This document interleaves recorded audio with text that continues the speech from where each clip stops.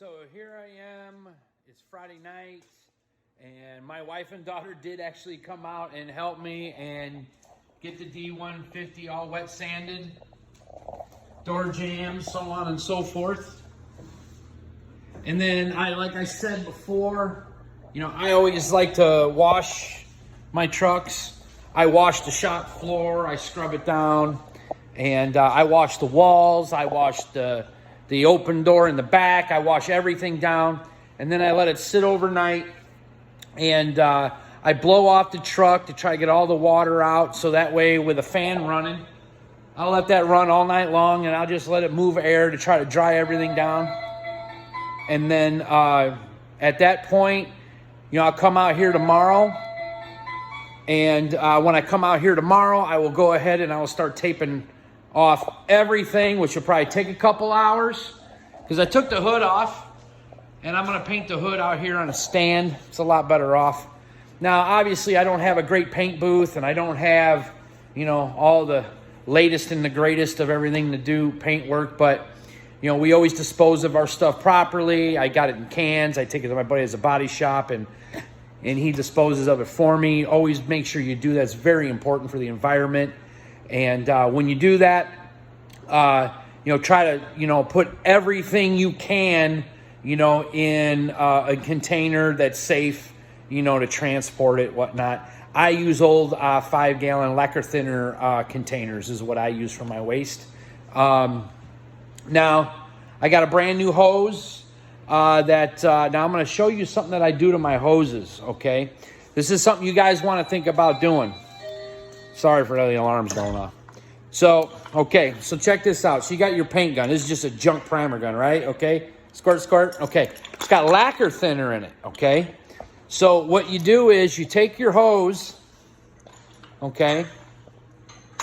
And I'm going to try to show you this. I'll set my phone on. Take just your hose, no matter what end it is, as long as it's the open end. And you want to squirt this into your hose, and squirt quite a bit. Don't be shy. And the reason to do that is a lot of times, what sits in the hoses is like oil residue from your air compressor over long periods of time, and or moisture. So if you're using a different hose you got set up for painting only, then you're fine. It should be okay.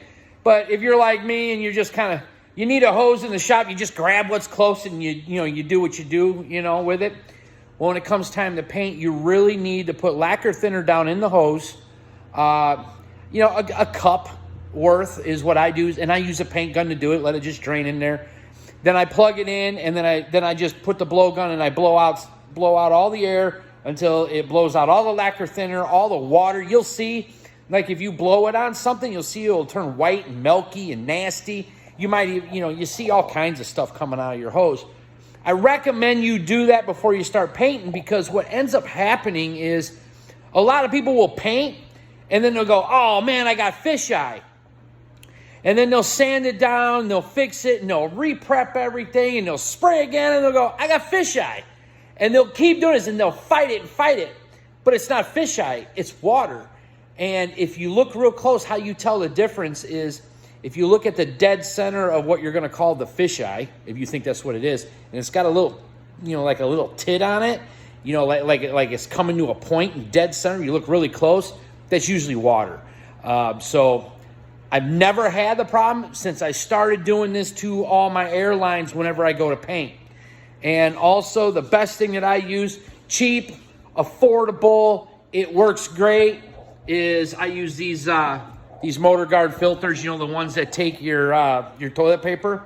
I don't use the toilet paper. I use the actual proper ones because the material is a little different.